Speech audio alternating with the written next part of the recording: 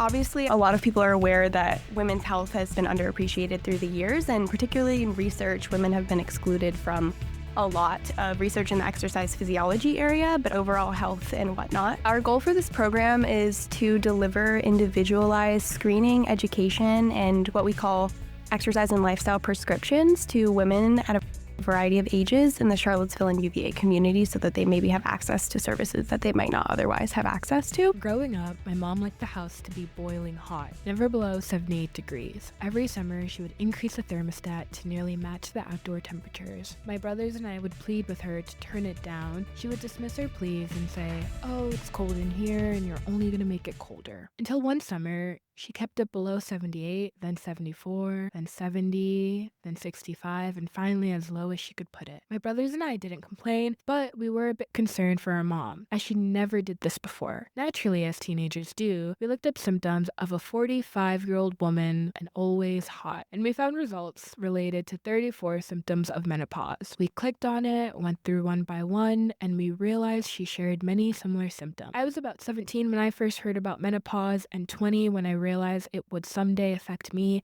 and the other woman in my life. Since then, my brothers and I encouraged her to move away from her reliance on herbal remedies she swore by, towards more lifestyle-focused changes. We got her to walk around the neighborhood every morning and every night for about half an hour and do stretches of yoga before bed and after waking up. We made an effort to get her more vitamins through produce rather than pills, and even brought her an air fryer so she wouldn't feel the need to cook everything in oil. Now my mom feels a lot better. She still does get her hot flashes, but she's been managing much better. On today's episode of Pilot Projects, we get to talk to Macy Stahl, a kinesiology PhD student studying clinical exercise physiology here at the University of Virginia, who's launching the Women's Lifelong Wellness Initiative, a program designed to close critical gaps in women's healthcare from early adulthood to menopause and beyond. Interviewing Macy Stahl is the Sound on Ground student producer, Sara Bastianelli. Take it away, Sara. How did you decide that you wanted to do kinesiology and learn about this stuff? I have kind of an interesting background. I grew up with a chronic illness, so I've found how therapeutic exercise and nutrition can be for my specific chronic illness, and I read a lot on how it can be beneficial to so many other populations. I came into college undecided for my major, but then I ended up switching into kinesiology because I took some of the classes and I thought that it was a really good way to apply something that I had experienced in my own life. And if I can learn about it and become one day an expert in it, I hope to be able to translate that information to them. So I love working with patients, and working with people in our community has been the most wonderful experience. And it's really exciting to be able to kind of relate to some of their stories, because I found, these lifestyle changes. It's a pretty big player in my disease journey, and I hope that we can find that for some of those people as well. A lot of our research focuses on the menopause transition that all women have to go through at some point in their life. So there's a lot of conditions and diseases out there that can be avoided through lifestyle changes. But menopause, not that it's necessarily a disease, but it is a huge life change that all women have to go through. So it really changes a lot, obviously, with your hormones, but also with risk for cardiovascular disease. So I anticipate that that'll be a big area of study that we'll do, but also just early age as well. So for students in college, we hope to get some people in as well who have interest in creating habits that can last for a lifetime. So how can we set ourselves up for success to then handle those changes later on in life is very interesting to me as well, because I'm kind of in that age group too. Yeah. I'll talk a little bit more about why we wanted to do this in women specifically. We've identified that there are so many gaps in the literature research-wise for women in terms of, understanding their exercise capacity, understanding their cardiovascular health. And that exists in research, but it also exists in healthcare. So we hope to start with women. Eventually, we really aim to expand this to men as well, but you have to start somewhere. And so if we can start in a population that we know has these gaps in the literature, that's our goal to do that.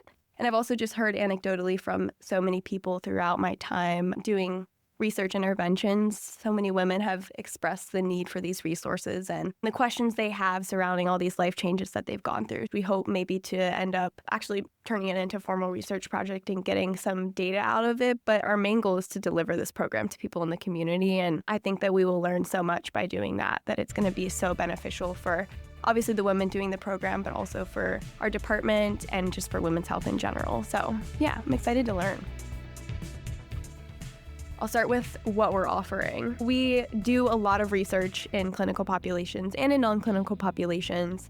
And through our research, we have this battery of assessments that we use to evaluate things like risk for cardiovascular disease, how well you're able to exercise, your nutrition, things like that. And so we're hoping to offer those services to the community as well. So that'll look like what we call non-invasive vascular testing, which just assesses the health of your blood vessels and all of the routes that your blood takes to and from the heart. And then we also are looking at exercise testing. It'll be in a not intense way. We will do safe estimates of how well you're able to exercise. We also hope to look at your walking patterns to see if there's any risk for falls if you're an older individual, or if there's differences in your walking patterns from what is typical. And then something we are really hoping to include, and it's looking like we'll be able to, are DEXA scans. So that's basically a bone density scan to show how strong your bones are. And so that'll be a really great assessment, especially for our older women. But in the fall, this program will launch, and it's going to be a 2-day program. The first day is an orientation where we bring in anyone who's eligible and interested, and they come in, they learn a little bit about what the program looks like, but we also learn a little bit about them. So we hope to get some kind of baseline data to understand where they're at health-wise, where they're at on their knowledge of exercise, cardiovascular health, things like that.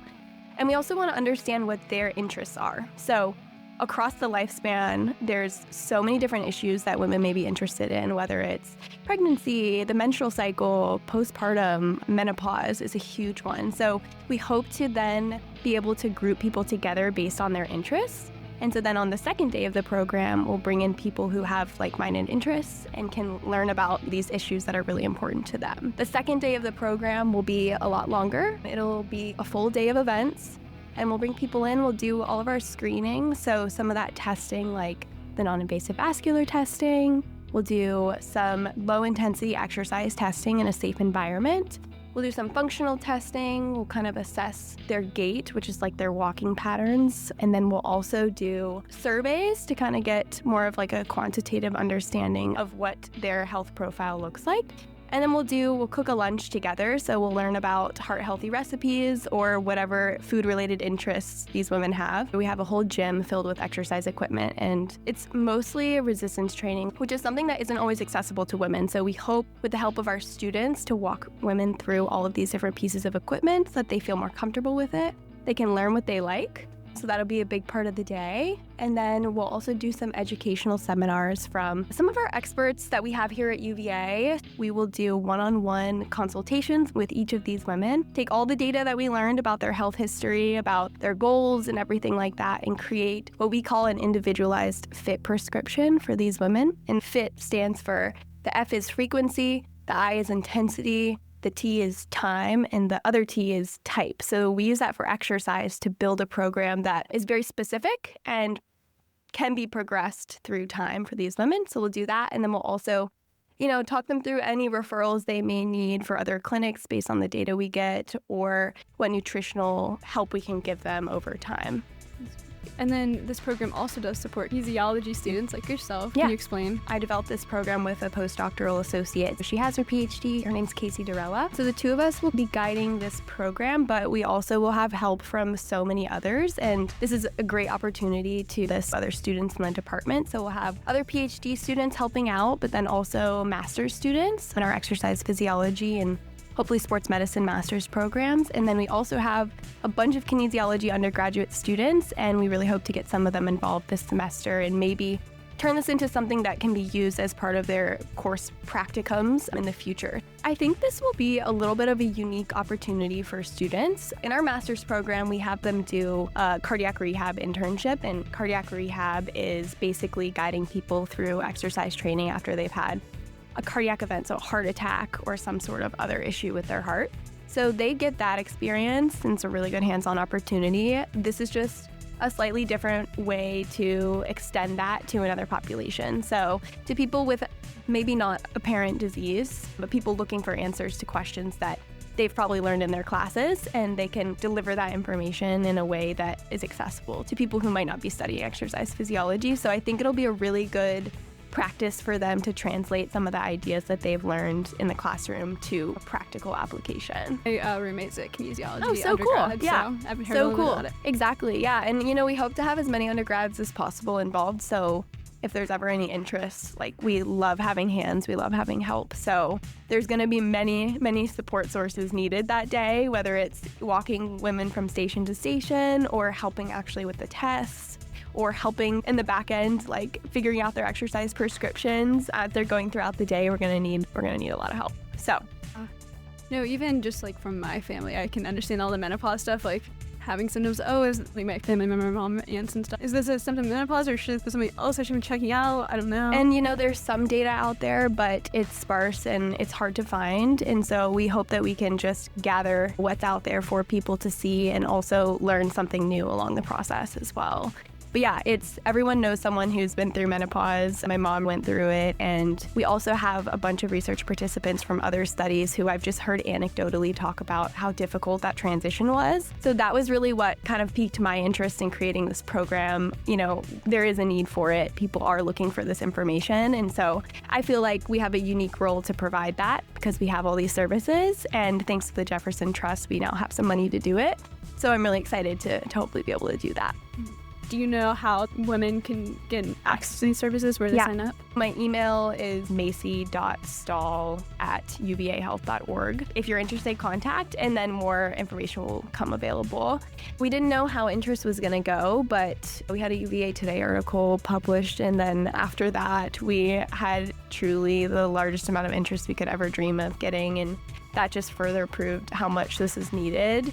So I'm excited that there's that much interest, and we're going to try to give resources to as many people as we can. And for anyone we aren't able to include this year, we hope to continue doing this, but we will still provide everybody with a packet of resources that will be beneficial to them too, even if they're not able to come in this time around. Yeah, that's so great. And then the same idea, how would kinesiology students who might be listening get involved? Same thing. You're welcome to reach out to me and we can kind of get started on seeing where you might fit in with this program. There's, like I said, so many opportunities to get involved, so there'll be a space for you.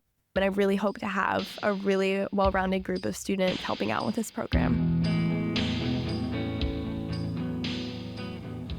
Pilot Project Stories from the Jefferson Trust is a Sound on Grounds podcast.